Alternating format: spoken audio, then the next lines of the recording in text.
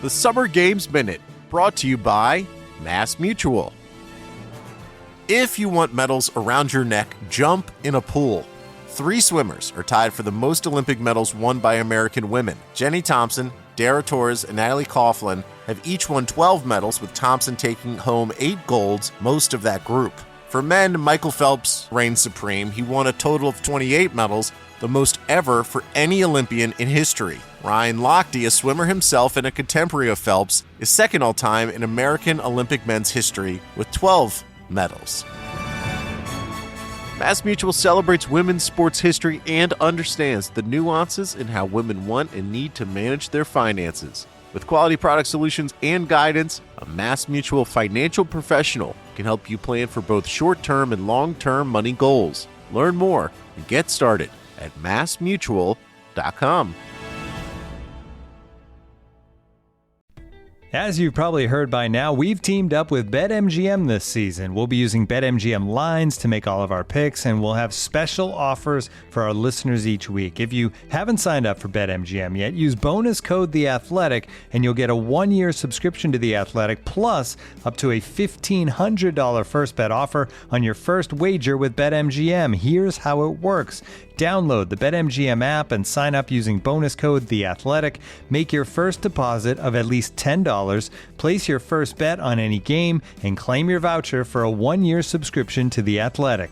See BetMGM.com for terms. U.S. promotional offers not available in D.C., Mississippi, New York, Nevada, Ontario, or Puerto Rico. Gambling problem? Call 1-800-GAMBLER. Available in the U.S. Call 877-8-HOPE-NY or text HOPE-NY 467-369 in New York. Call 1-800-NEXT-STEP in Arizona. 1-800-327-5050 in Massachusetts. 1-800-BETS-OFF in Iowa. 1-800-270-7117 for confidential help in Michigan. 1-800-981-0023 in Puerto Rico. First bet offer for new customers only in partnership with Kansas Crossing Casino and Hotel. Don't forget, if you haven't signed up for BetMGM yet, use bonus code The Athletic, and you'll get a 1-year subscription to The Athletic, plus up to a $1,500 first bet offer on your first wager. A milestone moment creates a beautiful memory for years to come. And now's the time to celebrate it with 35% off select pieces at Blue Nile. Blue Nile makes your most valuable moments sparkle with jewelry gifts of the highest quality offered at the best price. You'll also find expert guidance and the level of convenience you'd expect from the world's leading online jeweler. Right now, take advantage of 35% off select pieces at BlueNile.com. That's BlueNile.com. BlueNile.com. The Athletic.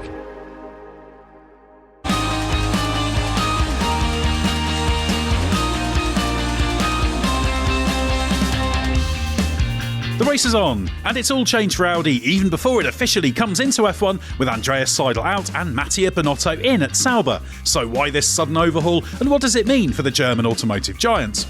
I'm Edd Straw, and join me to dissect the latest goings-on at Hinwil and Neuburg is Scott Mitchell-Malm. Well, Scott, how's life? Do you want to describe our wonderful surroundings and the amazing view? As I look out across the various car park structures at Brussels Airport, we are in transit from the Hungarian Grand Prix to the Belgian Grand Prix. I think fitting to be doing a slightly kind of hybrid location podcast to include talk about a works team that is a hybrid team of, as you said, the Hinwil base at Sauber and the engine facility that Audi has at Neuburg. So yeah, we've been. It's made what was going to be. We were quite happy, I think, with our logistics for this, like back to back, and how we were handling it. And then, as we were on our way to the airport yesterday, news dropped. Exactly, yes. So, yeah, we were driving to the airport when the Sauber news came out. We knew that things were going on. There was a bit of power struggle going on there. We've been sort of expecting something like this, but maybe not Andreas Seidl and Oliver Hoffmann. Exactly. Yeah. They felt there was something going on between the two of them. It was coming to a head.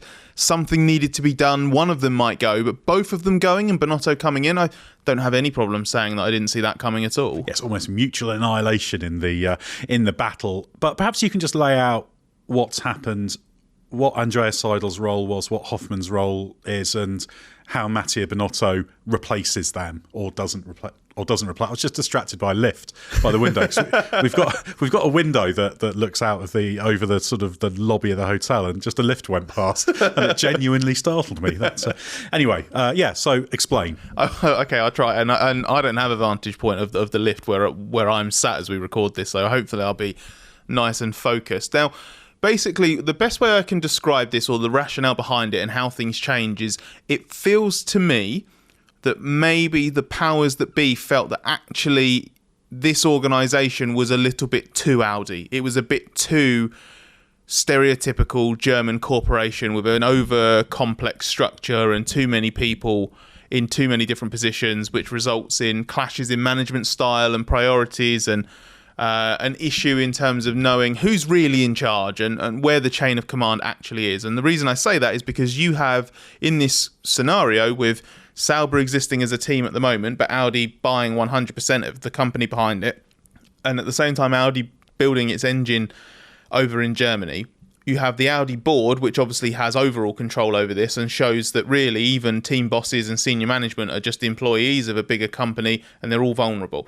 There's a lot to kind of control there, and a lot of different parts of one kind of entity. And it wasn't one entity, it was split into various elements. So Seidl was Sauber CEO and was Audi F1 team CEO. Hoffmann had been previously on the Audi board, or one of the many Audi and Volkswagen Audi Group boards. He was then, earlier this year, he stepped down from that board position at Audi so that he could be chairman of the board of companies at Sauber, and in doing so basically had overall management of the Audi F1 project, even though Seidl was technically meant to be in charge of the Audi F1 team specifically. You can already see where there are layers of complexity there. I guess Hoffmann's oversight technically is across the team and the engine and make sure it's all ticking along nicely, and then he's the middleman between those entities and the board. But when Seidl is there to be Sauber CEO and Audi F1 team CEO, he wants to be calling the shots, but then he answers to someone who answers to somebody else. So it's very, very complex, convoluted, slow, inefficient, all of the wrong things for an F1 team, but kind of indicative, as I say, of these complex German company structures. It's not just Germany, but obviously it's a German company, that's why I say it. What happens now is that Binotto comes in as Chief Operating Officer and Chief Technical Officer of Sauber. That gives him management and technical oversight of the Sauber side, the race team side. And then on the Audi side, with Audi CEO Gernot Döllner, and apologies for butchering that pronunciation, he is now Audi CEO, but he replaces Hoffmann as chairman of the board of the Sauber companies. So still, I think there will be within this project too many cooks, but in this situation now, Binotto has complete control of the major aspects at Sauber and reports into the same person who runs Audi as a whole and technically runs the F1 team and the F1 program. So there's just that little bit of kind of middle management kind of removal for as far as Audi goes. In theory, it's simpler, but it's never going to be simple because an organisation like this, even in the context, even by F1 standards, is immensely complex. I think there's two ways you can look at this happening. On the one hand, you could say, well, this must be in trouble because they're making changes. But on the other hand, I've been critical of the fact that Sauber seem a bit drifty, and I felt they've maybe just expected they'll paint it red or whatever the Audi colour will be in 2026 and everything will suddenly be good, and they've not really pushed on enough. So where do you come down on the side of it's great they've taken action to recognise that something needs to change and progress needs to be accelerated probably, and this is all a bit chaotic, isn't this terrible? Well, I don't, it's not quite one or the other, because I do think it's not a binary simple choice. There's nuance. It's both. I think it is both. They would not be making this decision if elements of the programme was not in trouble. We know that Sauber has been incredibly poor on track. The short-term performance improvements haven't been good enough. And I think there's perhaps potentially a parallel to be drawn with McLaren, in that was Seidl's team before. He was the team principal there. He was setting out this vision for McLaren to return to top-level competitiveness in 25-26, when it had a new wind tunnel and simulator, and it had all of the things, and then it was all about building towards that. And I think in doing that, Seidl's McLaren neglected the short term, wasn't maximising the short term because he was so focused on the bigger picture. He's very good at making the right decisions, putting the building blocks in place, having a strong foundation, but there's not been much evidence at McLaren, and indeed in the short term at Sauber, of Seidl's leadership benefiting a team that's in transition as quickly as it could. And I think that's a really important thing in Formula One. There's a strange tension in F1 now, because F1's normally about doing things quickly. But these teams are these huge edifices, and it takes time to do things. Big infrastructure projects take time. Recruitment at the scale that Sauber's trying to do it, hundreds of people they're trying to bring in, that takes time, both to identify people and for them to serve out notice periods, gardening leave, etc., etc., etc. And yeah, I feel there's an imbalance in terms of the Seidl approach. I hold Andreas Seidl in very high regard. His contribution to McLaren shouldn't be overlooked. But yeah, this is my concern. It's all a little bit, it'll all be good tomorrow. Yeah, and then tomorrow never comes. And that's what I think's been happening at Sauber and Audi. So maybe Audi's sort of looked at that and gone, well, this is all well and good, and okay, there's still time until 2026, and there's a few things that are going to come on generally, but why hasn't it got better in the short term? And I think he's pinning the blame at Seidl's door and Hoffman's door. And perhaps looking at that kind of situation. Just got started by the lift again. Excellent. And they're looking at that situation and going, okay, well, you two, you're not working in tandem. This is compromising the project. And they might well have, that's why I make the McLaren point, because they might well have looked at that and just gone, oh, actually, the sort of common ground is Seidl and James Key as the technical director.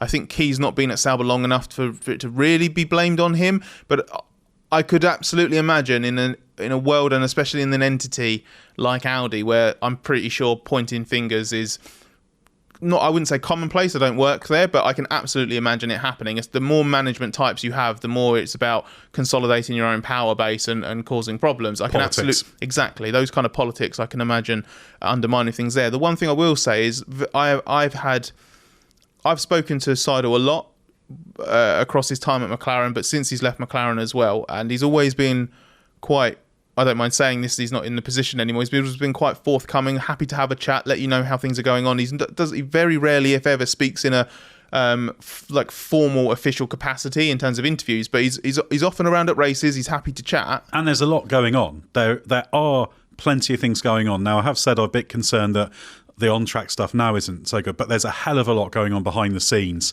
in terms of rebuilding this team. So it's not like he's been sat there doing nothing. He's been doing plenty. Yeah, exactly. And he's always been happy to sort of give updates on, okay, this is what I'm working on, this is what I'm chasing. But one of the things that was a constant frustration was he felt that Audi wasn't getting involved soon enough and in a big enough way. That it just felt a little bit, my interpretation of it is, because I don't want this to come across as his words exactly, but my interpretation was that it was all a bit ploddy. It was all a bit, this is the plan, this is when we'll do this, this is when we'll do this, this is when we'll do this. Well, the thing that always leaps to mind for me is, remember, that was the thing with BMW when it was BMW Sauber.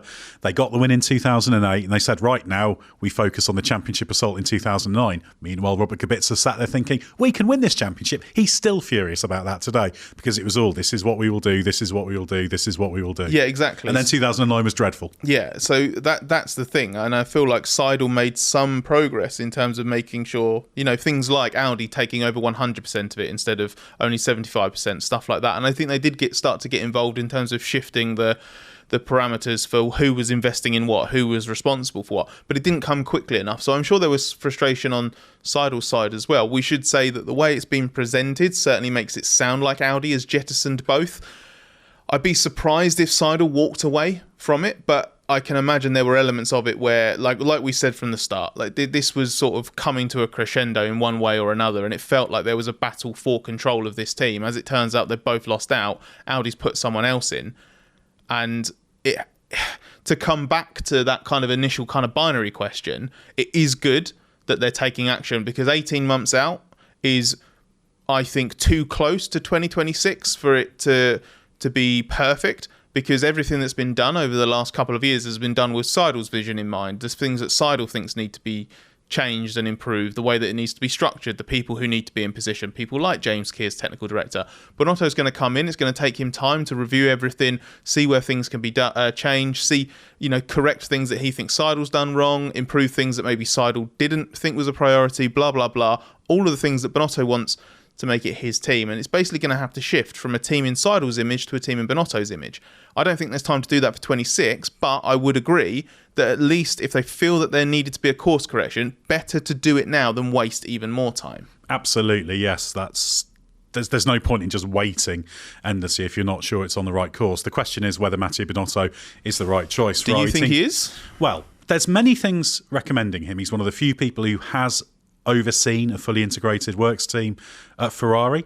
He knows what it's like to manage a team with enormous expectations. So he's familiar with the management side. He's familiar with the F1 landscape, the politics. He's familiar with the technical side. And although he's got that CTO thing, that's very much the top level one. I don't think that means he's going to be technical director and team boss, if you like. I think that's going to just mean he's got oversight of the technical side. I think it's positive. He's not got a foot in either camp at this stage. He's not an Audi guy. He's not a Sauber guy.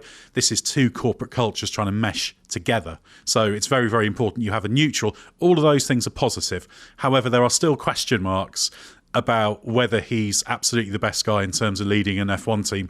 His record at Ferrari was mixed. It wasn't a failure, but it wasn't an unqualified success either. I don't feel like at Ferrari there was quite enough evidence of that kind of kicking on phase of team leadership in terms of the results. I think he, even though it was in controversial circumstances, obviously, with what happened with the engine in 2019 and then the downturn in performance in 2020, the big painful rebuild across 20 and 21 after the secret deal that was done with the FIA following suspicions about how Ferrari's power unit was being operated. So that ends up being an asterisk against his Ferrari leadership. But then obviously there was really good improvement in 22, at the start anyway. And it felt like, right, okay, this is the opportunity for Binotto's Ferrari to kind of grow now, establish itself now as a proper front-running enterprise in the long term. And then as they encountered various problems across 2022, reliability, team operations, the occasional driver error, strategy blunders, I feel like Binotto just got too defensive. I think Binotto's a great person for kind of defending the team. I thought he was very good at that, but I think he went too far. And in his desire to not have a blame culture where he pointed the finger constantly and singled individuals out, it often felt on the outside like he wasn't good enough at just identifying a problem. Because blaming a problem's fine. Blaming a weakness is fine. You just don't blame the individuals. And it just came across like he wasn't quite prepared enough to make the changes that were necessary. And then you end up with a team that's full of people who are almost too afraid, so afraid of doing wrong that they can't do right, if you like. Yeah, and you don't have that kind of relaxed, natural, subconscious process of everything, and it all works well. You end up with kind of a similar consequence to a blame culture, but just achieved in a slightly different way. And that's but having said all that, that is where something that you said about Binotto, which is that he doesn't have a foot in either camp at Sauber and Audi, means he could be really good in this organisation in a way that he maybe was slightly limited at Ferrari, because at Ferrari he knew everybody, he'd been at different departments, he had a personal attachment to that brand and almost certainly people within it, right? There were bound to be loyalties that he had, not necessarily to individuals, but just to ways of doing things and structures and the company as a whole, the brand as a whole, that maybe meant that there was too much sentiment, too much emotional attachment to it, and too much influence over his decision making here. He can go into this Audi Sauber situation with absolutely zero, not loyalty, but consideration, effectively, of who's doing what, who's been there this long, blah, blah, blah. You have to respect people, certainly. But I think it's a pretty clean slate for him to go in and basically make whatever changes he wants to the extent that he wants. And I would like to think he would feel empowered to do that.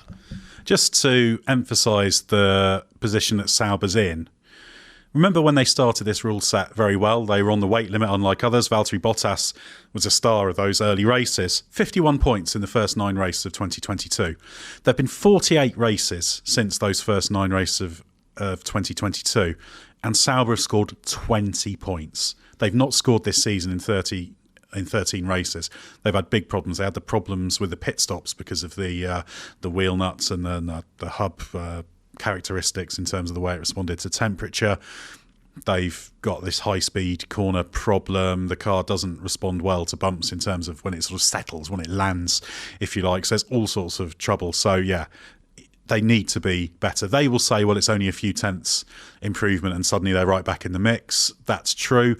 Hungary, the car was reasonably quick. Bottas could qualify 12th, but then it wasn't very good in the race. So, yeah, they are all over the place. And what I would like to see is short-term some improvements on that side of things, because you've got to get the race team as sharp as possible so that when it does become Audi, it is as sharp as possible. It's not just almost accepting this level of performance because it isn't good enough. So are you suggesting that the team's managed to get worse since Audi bought it? Well, yes. If you look at the numbers, well, it's almost. It is. wasn't the same time of year, but it's this race 2 years ago that Audi's F1 commitment was announced formally on the engine side, and then a few months later, we all knew when that happened it would be Sauber, but a few months later, the Sauber thing was fully announced. They've had such a great opportunity by locking stuff in, even though the Sauber thing was always going to be difficult to make work because of the low base it was coming from. They had such a big head start going into 2026. They effectively had 3 full seasons in which they either owned the team or had a stake in the team, and they could have pumped money in, they could have put people in there to get things done. They've wasted half that time, and I can see why the alarm bells would be ringing. It doesn't mean that the project's absolutely screwed, but there were clearly elements of it that are in trouble. Yeah, quite rightly so. I think that's an entirely fair thing to say. Yeah, so I would say in terms of this move, like I say, I think Seidl being pushed out is...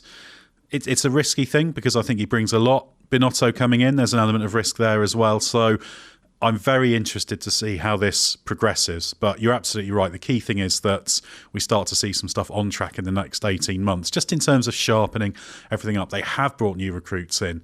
There are new people in the team. They are bolstering and restructuring, etc., etc. So there's plenty of positives there. But yeah, we just need to see a little bit more. And hopefully Mattia Binotto, when he starts work, will be able to oversee some of those improvements. You know we love talking stats here at The Athletic. Here's one that's super simple to remember. Discover automatically doubles the cash back you've earned on your credit card at the end of your first year with Cash Back Match. That means with Discover, you could turn $150 cash back to $300. That's right, you could put it towards some memorabilia you've had your eye on or treat yourself to a premium sports network. You earn and Discover doubles. See terms at discover.com/creditcard. We'll get back to the pod in a moment, but first of all, let me tell you about Grammarly. Email, Google Docs, Slack, you write across multiple platforms and places during your workday, so delivering consistent, high-quality communication everywhere is key. Grammarly is an AI writing partner that helps you get work done faster with high-quality writing for better projects, proposals, presentations, and more.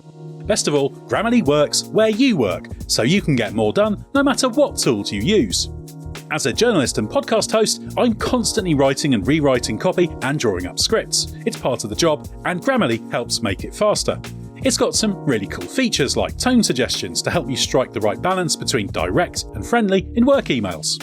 Plus, Grammarly has a ton of other great features like advanced spelling, grammar, punctuation, and conciseness suggestions to ensure your writing is professional, mistake-free, and clear. Get AI writing support that works where you work. Sign up and download for free at grammarly.com/podcast. That's grammarly.com/podcast. Easier said, done.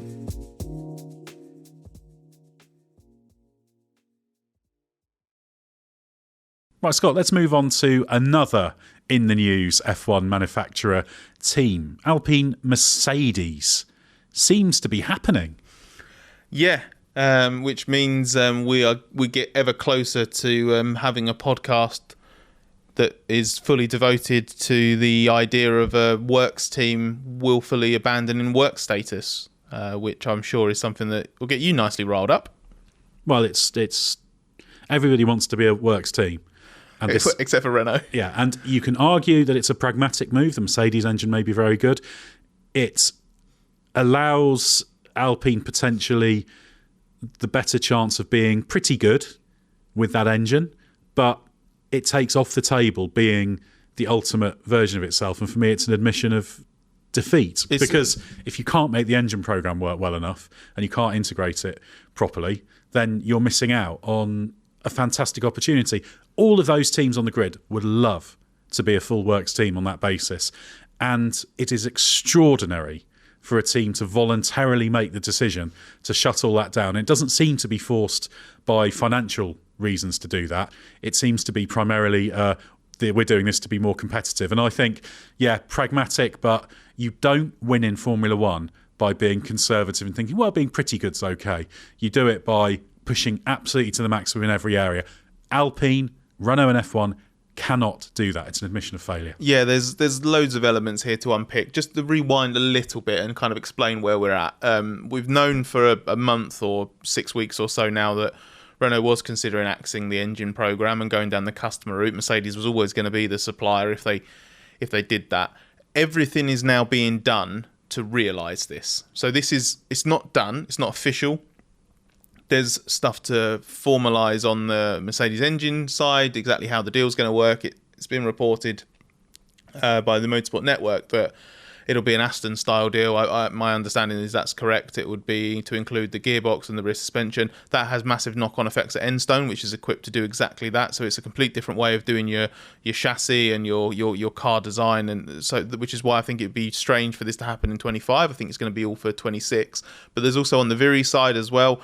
You don't need to know a huge amount about French employment law to know that there's a significant union presence in France, and a significant amount of influence, maybe is probably a better way of saying that. Everything has to be...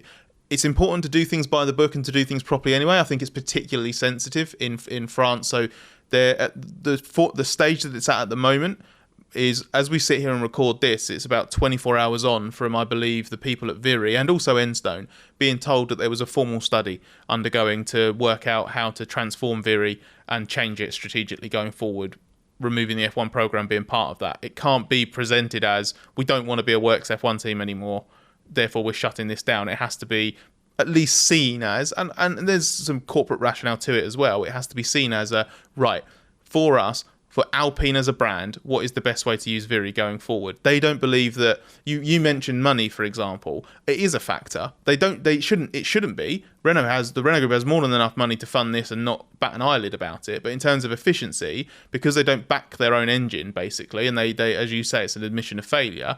They just look at it and go, well, the most cost-effective way of being competitive is to be a customer, because we can't be a manufacturer. So we're spending an absolute fortune to be worse. Basically, that's the rationale. So this money, this big facility at Viri, the human and technical resource that we have there to help the Alpine brand, why waste all of that on an F1 engine when that could go towards this hydrogen project, this electric project, this World Endurance Championship engine for our hypercar, and this Nissan Formula E powertrain, which is obviously a Renault project as well. So that's kind of where it's at. They're doing things on the Mercedes engine side as Alpine, and then on the Viri side as Renault and Alpine, to basically progress this to the point where it can all be formally announced. I think we're weeks away from that. I think it'll be something we end up discussing after the summer break as signed, sealed and delivered. But it's going in that direction. The Renault Works engine is going to disappear.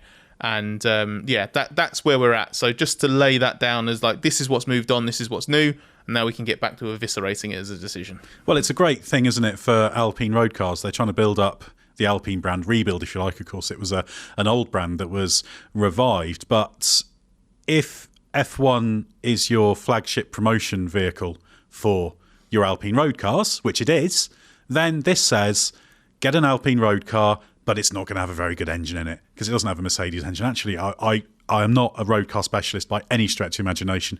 A quick glance online suggests to me it's a Nissan-derived engine, apparently, that's in it because of the old Renault-Nissan collaboration. So, yeah, I don't think that'll make a huge amount of difference if you're thinking about buying an Alpine. It just seems weird to me. And everything about this team just seems weird. And it's such a shame because Enstone, I like the operation. There's good people there. They've had enormous success in the past.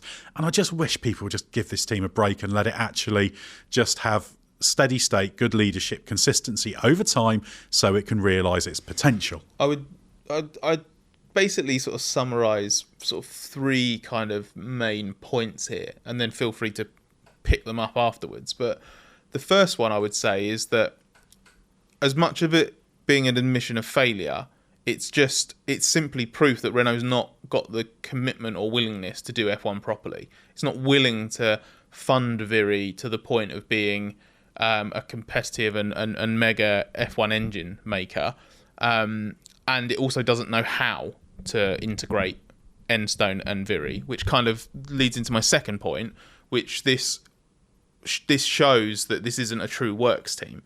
It is basically an F1 team based out of the UK and an engine facility in France, and they happen to have a shared ownership, and they work as closely as possible in terms of collaborating and making sure that everything's integrated properly. But it cannot be properly aligned, and it can't be a true works team, because it's not just separate sites, it's fully separated sites. There's an entire body of water in between them, and on two separate land masses. So that just doesn't work. They haven't found a way to make it work. So that's the kind of second thing. And what does that tell us about what Flavio Briatore, who has driven this, thinks about the job Bruno Faman's done? Because that's a big part of what he's been doing. And so there's a failure, or at least there's a perceived failure there. Absolutely. And then this that is kind of the third point, which is just what the ramifications will be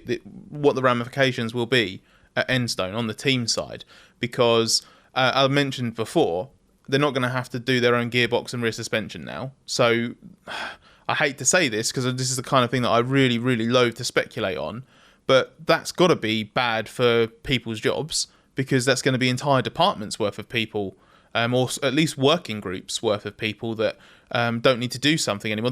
Hopefully they can be like redeployed, or maybe there's some slightly different ways that they can then work with their Mercedes HPP supplier, for example, to then integrate that properly into the car. But that's going to be a problem. You have to wonder what the people at Enstone are going to think now, because they're like, well, hang on a second. They're either going to think, oh, thank God we've got rid of that horrible engine. They were, whatever it was, Viri was terrible to work with. They never did a good enough job. It might be that, but it could also just be well, what about all this stuff we've been talking about for the last 3 years about being able to optimize aero and weight distribution and this and this and this, and we've just lost all of this. I feel a bit sorry for people at Enstone, because really for like 15 years, this team's been a bit all over the place. They've achieved some good things. The Genii Capital era at times, 2012, 2013. Obviously, they won a couple of races and there was a good rise going on. And, oh, look, it all goes back to the Singapore controversy, doesn't it? So there's a certain... I won't revisit my position on Flavio Briatore being appointed to that team. You can listen to that on a previous episode. But it just adds another layer of just, this is just ridiculous to the whole thing. The one thing I will say is... the pragmatic element of it means that actually this probably does mean Alpine will be a bit more competitive in 2026 than they would have been if they carried on this course. However, it's like, I liken it to, I don't know, if you do a star spot, if you're doing, I don't know, competing in Olympic diving, what they've done is they're doing a simpler dive that means they're not going to finish in the top 3 in the medal positions, but they might well be a nice solid 4th or 5th. Whereas if they try to do the more complicated one that they could win with, they're likely just to flounder and end up last. That's kind of the metaphor I'm deciding to use. How did the metaphor work? It hasn't landed a 10. Let's put it to continue the metaphor. It was ambitious, though. It was. I would say I would disagree with it slightly in that I think the ceiling is higher, because you look at what McLaren is doing as a Mercedes customer, and it's clear that you can achieve. But what you're doing in that situation, like McLaren is now, you are in that situation. You're always relying on at least one team not getting 100% out of its potential. So I think it's slightly different. They are committing themselves to a program that, in a completely equal F1 world, equal in terms of everybody getting 100% out of their potential, they could be guaranteeing themselves a future where they can't finish better than second. That's certainly true. If the Mercedes is the best engine, then the Works Mercedes team should be better than Alpine as a customer, in the same way that the Mercedes Works team now should be better than McLaren. But I would say that if they genuinely think they can replicate what McLaren's done, then if you're looking at it for efficiency, better results, and so cost efficiency, better results, and being able to repurpose things back at base to just sort of make everything tick over better back in France, there's a lot of rationale for it. It's just deeply unambitious, because it sucks for a works team to turn around and go, we don't want to be a works team anymore. And there are two things about that I hate. One is that I might be missing something really obvious here, but I genuinely can't remember a time where a manufacturer owned a team and took the engine from someone else when they had that program. Because McLaren being a Mercedes customer is very different. They don't have an F1 engine program. They've never had an F1 engine program. They don't have that facility. If they did, I'm sure they'd happily be their own works team. And then the second part of that, which is just... is so disappointing, is that you have people that want to be in F1. You know, everybody. I get so many mentions on Twitter when this specific topic comes up, when people just say, "But we're saying no to Andretti and Cadillac and Andretti and General Motors," and I have to agree. I really don't think there should be a protected place on the grid for a manufacturer that's willing to give up, basically, when we're saying no to ambitious new potential applicants like that. I don't really see those as connected arguments. I see why people say that, and you can say that's a little bit odd, but established existing teams, they have a place, don't they? You know, that, and Alpine have been underwhelming, very underwhelming, but they're not Andrea Modering it off the back, are they? So I do think there's a great, Andretti I think should be let in, but I don't necessarily think that's the best way to construct the argument for it. Let's put it that way. Well, I just think the reason I agree with it, and the reason that I think it's valid, is because basically, I completely agree that you shouldn't have the Endstone side of things, forced out of F1 because of this, but it proves that basically once you're in and you're part of the club, you can do deeply unambitious, uncompetitive things to your team. And it doesn't matter because you own it. And I get that comes with the kind of perks of ownership. But if you're going to close it off so much, that kind of owner shouldn't be allowed. And that's my problem, because we've got a situation now where they're not going to expand the grid for an 11th team. Not by choice. They're going to have to be forced into it, which means you're absolutely blocking anybody new coming in unless they take over someone that's already on the grid, which means it protects, again, unambitious owners like Renault just basically phoning it in and trying to do things in the laziest way possible. But it's deeply stupid. It does look deeply stupid. The optics are terrible because you've got an Andretti organisation that's sinking a huge amount of money into this. They have spent a huge amount. They've employed loads of people. They are doing design work. They've got General Motors on board. They're running in a wind tunnel. Yeah, there's going to be a General Motors Cadillac engine in a few years. They are doing everything. So it does make it look a bit ridiculous. But yeah, I mean, ultimately, Alpine, the Renault revival, I had high hopes for it, but I've just lost all confidence in it now. Maybe it's for the best they're doing this, but the one thing that I look at and I think this is simplifying the whole organisation, and it's simplifying the organisation, and that will make it a lot easier to sell. They say it's not for sale. They've told, when Briatore was announced internally, they told the staff the team is not for sale. To be quite honest, I don't entirely believe them. No. And I think, and it could be one of those things where it's a bit of both, where it's let's see how 26 goes, and then we might sell it, but it's a much, much easier thing to sell if you deal with the very problem, if you want to look at it like that, and get rid of it, and then you've got a nice self-contained business unit that you can sell off. The one other thing I'd say on this, and it does sort of touch back on something that you've already flagged, but just for the sake of it, as we made our disappointment in Renault very clear there, if this does end up being a short, medium-term gain for the team, which it should be given how difficult they've found that Works Team Alliance and how underwhelming the engine's been, and frankly, I wouldn't have confidence in Renault being a particularly good engine in 2026. You'd like to think they'll be better than the new ones, better than an Audi, better than the Red Bull powertrains, probably still be worse than Honda, even though they're doing their engine differently because they're going to be working with Aston, blah, blah, blah.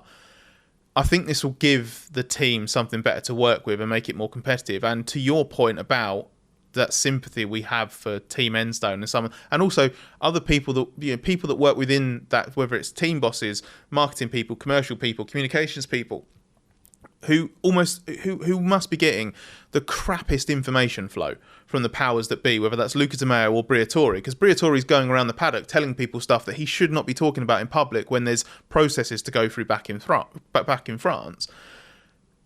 All of that kind of starts to be more palatable if they find themselves anything close to a McLaren situation. And then all of those people that have spent the better part of a decade and a half being screwed over get a little bit more taste of success. They actually have something that they can be more competitive. That's the silver lining in all this. If it is short to medium term better for the team, it makes, it is unambitious. It's reducing that overall potential, that ceiling a little bit. It could be better for them in the short, medium term, and some people that deserve a bit of a break, as you put it, actually get something good out of it. Yeah, I hope it is.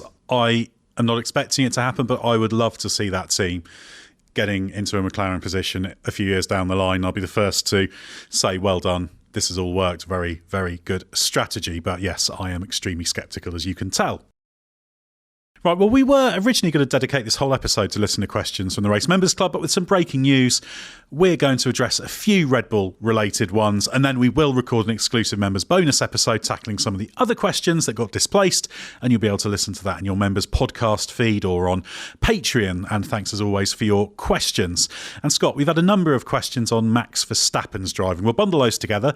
Dan Neal asks if Verstappen is the same driver from 2021 when not in a superior car to his competitors. He seems over-aggressive, hugely hypocritical in terms of racecraft, and generally unfair whenever racing a car with the same pace, and seems to end up in so many collisions compared to others around him. Chris Shaw asks if Verstappen's being exposed with his aggressive racecraft, and if a pattern is emerging. And Edward Graf asks about our thoughts on Verstappen cracking under pressure.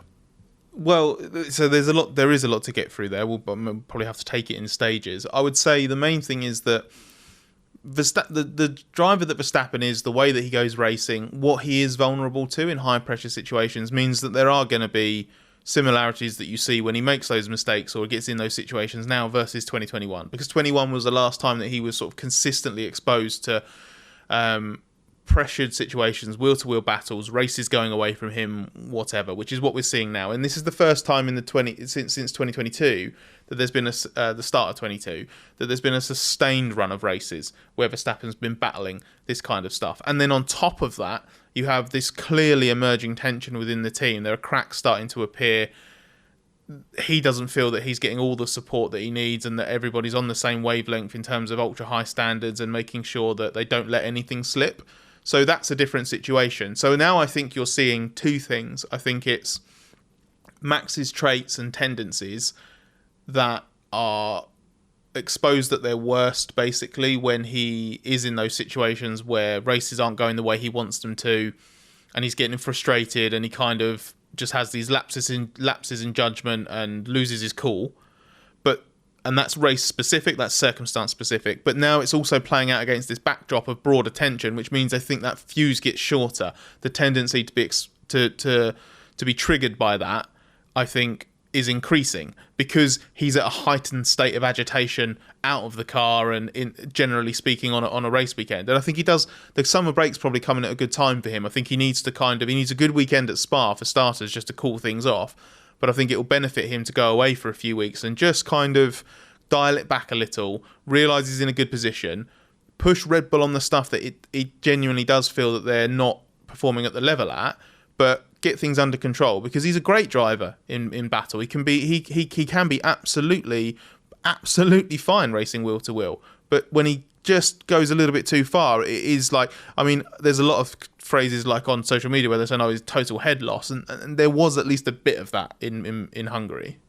Yeah, some of the phrases, I think cracking under pressure, no. I don't think he cracks under pressure because I think that leads to more unforced errors and that kind of thing. The thing I'd like to see from Verstappen, and every great driver has their weaknesses, and there's lots of strengths to the almost non-compromising version of Verstappen, but there are times when you have to know when you might have to take second best. And if you look at it, there have been a number of occasions where he's come away from a weekend with not the most possible points. Monaco was one. The mistake in Q3, yeah, the car was incredibly difficult. Still a mistake. Could have qualified in second or third, probably there. Then he finished there. Austria, the collision with Norris didn't need to happen. That did actually gain him points relative to Norris and extend his lead, but it could easily have gone the other way. So again, there he had to kind of be willing to finish second, not wanting to, but sometimes you have to accept it. And again, Hungary, I felt that move on Hamilton was just a little bit, just too much frustration. So that's where I think the Verstappen weakness is, particularly in the position he's in the championship. He's not going to get caught, but if he is going to get caught, the way to defend against that is just make sure you pick up the points. If it's a day where you've got to finish second, you've got to finish second. If it's a day when you've got to finish fourth, you've got to finish fourth. You know, that's the approach I always look at. And that applies to all drivers. For example, I think when you look at the Hungary thing, there was a point where Hamilton could have just opened out the steering to avoid the contact because that put him at risk. Now, he may have thought it wasn't worth it because he's not fighting for a championship or anything. So that's a slightly different situation, but I would say there's a point where you can see the car there and you just have to think, okay, just open out a bit and cut back inside. But that's just the way I see it. Yeah, I know what you mean. Sometimes though there is that element of just because you can doesn't mean you should, and I do feel sometimes I don't know if this was one necessarily, but sometimes it does feel like drivers need to let a clash with Verstappen happen to prove to him that There's they're some not truth just to gonna, that, not just going to move out of the way. Here, I think But it was... Verstappen needs to, Verstappen needs to be aware of that. Here, well. I think it was because the move was quite late, and also Verstappen just wasn't getting it slowed down enough. So, either Hamilton thinks that there's either not going to be contact at all because he's going to sail past, or that they're going to bang wheels, or Verstappen might get it stopped, or whatever. It was clearly caught off guard by what was a big lunge. And remember, of course, the fact he locked up late, I don't think is a defence, because as you slow down, you have less downforce and less grip. So you have to moderate the braking. So even if it's not like he stamped on the brakes more because he thought Hamilton was turning in, which is how I've seen it characterised in some. So I just think it just wasn't a percentage play. The thing that's really interesting with Verstappen, and when he has these situations, is that he's so Jekyll and Hyde as a driver, but that duality isn't as simple as is he under pressure or not, because pressure comes in different forms. To your point about I don't think he cracks under pressure, I would say that he can under a specific type of pressure. We said this after Austria, I think. There's a type of race situation that seems to really get under his skin, where you can hear him become more agitated over the radio, you can see the erraticness in defence, and that is when he's losing control of it. That's where I think he can crack, and that's where it's Jekyll and Hyde. Up until that point, I think like I said, he can be a great racing driver. We've seen before when there's been less on the line, either in an individual race or in the championship situation. He goes wheel to wheel with someone and he has absolutely no problem. He actually races them really, really well. But when he goes over that line, it does change, and it is like racing a different driver. It's really interesting, and how he handles it, I think, could be fascinating, because as you say, he's got a very healthy lead. It's one of the reasons why I didn't see the Norris argument that some people were making in Hungary, that he should have banked those 7 points because he's in a championship fight, because he's not in a championship fight at the moment. But Verstappen could put Norris in a championship fight if he does have these moments where he just can't let go of what he's losing in a specific race, and instead of banking 18 points here, 15 points there, he turns that into 10 points here, 0 points there, because he was so lucky not to have retired in Hungary, for example, and then that would have been a pretty big swing. Have a couple of those, and suddenly, I suspect McLaren is favouring Norris and giving him number one treatment, and Piastri falls into line, because actually suddenly you've got a situation where if you win half a dozen races of the 10 that are remaining, you're going to win the championship. That's the situation that Verstappen needs to avoid putting himself in. And I say putting himself in because he can't do anything about Red Bull's car limitations, Red Bull, bad strategy decisions, stuff like that. What he can do is in those situations where the ultimate result is lowered, or the ultimate potential result is lowered, he accepts that. And he doesn't try to not necessarily do the impossible, but kind of overreact to scenarios that he's so frustrated in, because then he just amplifies the problems that are clearly pissing him off. Yeah, and often you win championships on your bad days as well by raising the ceiling of your bad days, if you like, when the car isn't necessarily there. So yeah, just a slightly more random. Verstappen's a great driver. They've all got little weaknesses, and you also can't entirely uncouple the disadvantages of that uncompromising approach from the advantages. So you might just have to say this is just the approach he'll take, and that's entirely up to him. Well, look at Hungary a few years ago in 2021, where he got skittled well, he wasn't skittled, he was absolutely beamed into as part of the Bottas bowling down into turn one. That could have been the kind of thing where, out of sheer anger, and then driving an absolutely battered car for the rest of the race, when he is fighting with the occasional car, because he was outside the points for a while, snuck into the top 10, did a really good job with a car that was missing half of its aero basically on one side. That could have been a race where he so easily just lost it and clashed with someone stupidly out of frustration because he doesn't like the fact that he's fighting over 9th, 10th, 11th, whatever. But he didn't. He held it together, did a really good job. It's a different example. It's not the same as being frustrated in second or third and like lunging someone out of annoyance or whatever. But that contrast of Verstappen at the same race 3 years ago versus now, that kind of shows what I mean about that duality, like how you channel that frustration. He can do it, and just don't make the situation worse, because when he could have made it worse in Hungary, and if you're going to do that thing where you pick one race where that could have changed everything, what he got in the end in Hungary 2021 could have been the difference between being world champion that year or not. A few related questions, one from Joe Graham that I'll take. Has this clear tension on display made Verstappen a lot closer to joining Mercedes. You could tell the frustration at Red Bull was mutual today.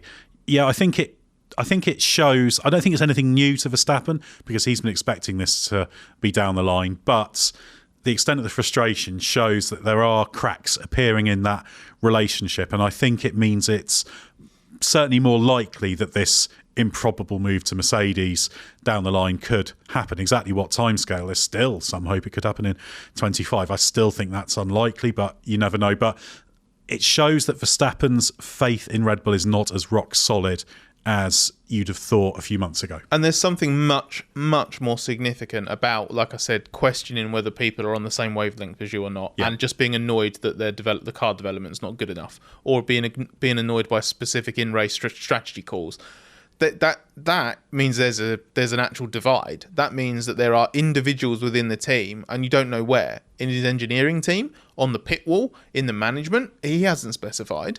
So what does that mean? Who is he not warring with, but who is he having a clear difference of opinion of? What's that going to mean? Is he going to put pressure on changes to be made? If those changes are made, does that cause problems with other people? If the changes aren't made, does Verstappen go, these aren't supporting me as much as I need them to? And that kind of stuff is miles more important than his dad bickering with Christian Horner. That's the kind of thing that will drive him out of that team into somewhere else. Absolutely, yes. And it does all fit in with all the wider stuff going on in Red Bull, question marks over the 26 engine, the power struggles going on, etc. So again, lots of cracks all over the place, which are worrying. And what's clear is that Verstappen has basically said to the watching world that there are people in this team who are effectively too complacent. He hasn't said those words, but that's the impression he's given, that he thinks there's complacency in that team. Scott, a question from OptiFan who says, how worrying is the trajectory Red Bull has been on with drama and performance this year? They went from the top of the class to being overtaken by McLaren. Even the upgrades were not enough to swing the tide. So effectively, I guess this question is, what's the reality of Red Bull's situation?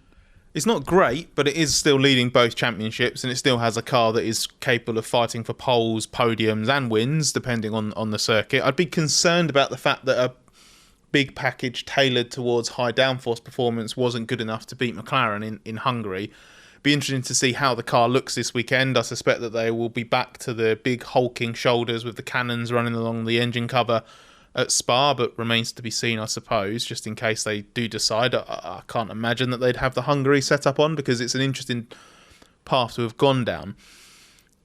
I'm interested and impressed that Red Bull is still so bold technologically at the moment. We saw that with the way that they went for the 2024 car design, and it looked like in those first few races like it was paying off because it was so dominant. It was clearly so much faster than anything else. But you know, have they hit the ceiling or got closer to the ceiling than others? Do they have something within their package that has inherently not lowered the ceiling, but put a limit in place where others are still finding bigger gains? And perhaps more concerningly, given clearly their simulation work was so good that they were able to make big changes like they did at the start of the year and then not get caught out by anything, there was an air of disappointment about how the upgrade performed in Hungary. Verstappen said that Verstappen clearly indicated that he felt there was more that should have been got from it, and he was expecting more out of it. And the weekend did seem to go away from Red Bull in terms of they seemed happy with it on Friday, and then it just gradually seemed to be a bit worse. So stuff like that is quite concerning. But it's all about how they kind of evolve that package, how they adjust and react to the problems they're facing. They're lucky that this isn't happening at the start of the year when all of that off-track stuff was causing such a storm around the team externally, because they were able to at least attempt to brush all that away at the start of the year by saying, look, we're clearly united, everything's clearly fine because we're dominating on track still. But now there are still tensions behind the scenes, there are still issues to be resolved there, and things aren't working on track. So for a team that has won the last 2 seasons at a canter and is leading both championships, it's strange to be sat here talking about how vulnerable they are and what kind of problems they're facing, but that is the reality. The final question, again related to the Red Bull situation, from Jacobus VDL. Are there any indications that McLaren, Mercedes and Ferrari have greater potential in their car concepts that could allow them to catch or surpass the Red Bull? It's a good question. I don't think there's enough data to go on. it's looking a little bit like with these cars. Obviously, you've got the added dimension of the Venturi tunnels, the ground effect floors. The closer you get to the ground, the more downforce you've got. Can you control that? Now, the McLaren is a good all-rounder. It was definitely the quickest car in Hungary, but as Lando Norris has said, that's probably the one time that you could say emphatically the McLaren was just quicker than the Red Bull in all conditions on that race weekend. But is the Red Bull a car that has a better overall ceiling when it can get into that narrow window at a track that works? So is there something in these rules whereby you could shoot a little bit higher, but it's a narrow window and you're going to get more fluctuations, or you can have this more consistent car that'll always be there or thereabouts, but can be got ahead of? It seems to be going that way, but I don't think we'll really know that for sure until this plays out. What changes will Red Bull make with the car next year? What changes can they make with the cost cap limitations and the fact the 26 project is coming on board? So we've got slightly different approaches from everyone. Obviously, Mercedes have made great progress as well. Ferrari have had the porpoising problems, but they've generally been making good progress, and I suspect they'll get on top of that, and in the second half of the season we'll see them coming back a little bit as well. That's the great thing. We don't really know. It could end up, in the ideal world, all four of those teams next season end up with, over the season, a kind of average performance potential. It's about the same, but it swings with track characteristics, and you might have a Red Bull that's still quite peaky, a McLaren that's all round. Maybe one of the other ones is up and down, but in a different way to the Ferrari. Well, like Ferrari is. Exactly. We've already got hints of that, haven't we? Yeah, it's really interesting. And I think where Red Bull is, that peakiness comes through in different ways. It feels a little bit more obvious now in hindsight, but the Imola race, for example, where that car just looks like, okay, it's a little bit vulnerable over one lap, but in the race it's absolutely untouchable up until the final stint, where all of a sudden you're like, oh, what the hell? Why Max is in trouble? And at the time, I think it was sort of a bit too easily, not brushed off, and not that we believed it too easily, but it was. All signs pointed to the time. It was just like, oh, it's because, they didn't run the tyre properly in practice. They hadn't got themselves into a position where they fully understood it, and they were vulnerable in the race. But actually, in the context of everything we've seen since then, that just feels like that slightly different compound of tyre, slightly different conditions at the end of the race, just knocked the Red Bull slightly out of its window, and you saw the impact there, where the McLaren was just working the way it was working the whole way through the race, and the Red Bull went from this peak to slightly below it, and suddenly it was slower than the McLaren. We've seen signs of this in other ways at other points of the weekend, and I think we've seen signs of it over the last couple of years, because we've had races where Verstappen's been dominant. He's won by a long way, and you get those radio messages towards the end of stints or in the middle or early in stints where he's like, oh, the balance doesn't feel quite right, or Hamilton-esque messages from 19 or 20 where he says, I don't think these tyres will, so there's a long way to go on these tyres, or something like that. They didn't matter at the time. We laughed them off at the time. Oh, Max is never happy, is he? He's still winning this race by a dozen seconds. But it's the same kind of car behaviour. It's the same kind of performance swings or shifts during a Grand Prix. And this is, to come back to the stuff that annoys him, this is why he thinks it's so severe. He feels that there have been warning signs for this for a long time, and he's the only one who took them seriously, or there aren't enough people who took them seriously. He's saying things like there are people within the team that don't seem to understand the severity of the situation they find themselves in. Max isn't taking it for granted that the Drivers' and Constructors' Championships are won. And when you then layer onto that, right, okay, what's the situation going to be for 2025? Is this McLaren trajectory going to continue? Is the Merc trajectory going to continue? Are Ferrari going to get their act together? And are Red Bull still going to be battling the same issues again next year? Then you see why Verstappen's worried for the rest of this season and for the prospects beyond it. Yeah, the really difficult question, I think, for teams is how aggressive should you be with this?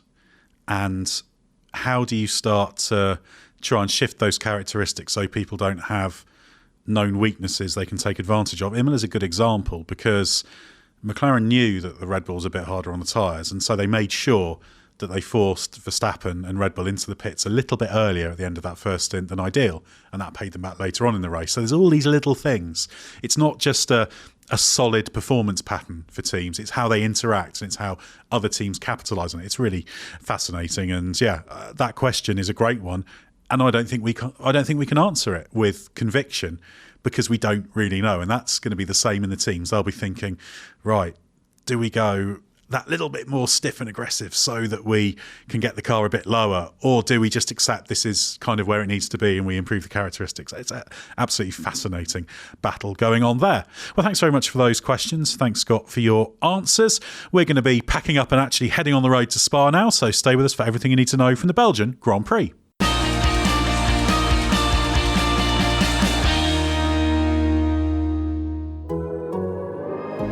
The Athletic.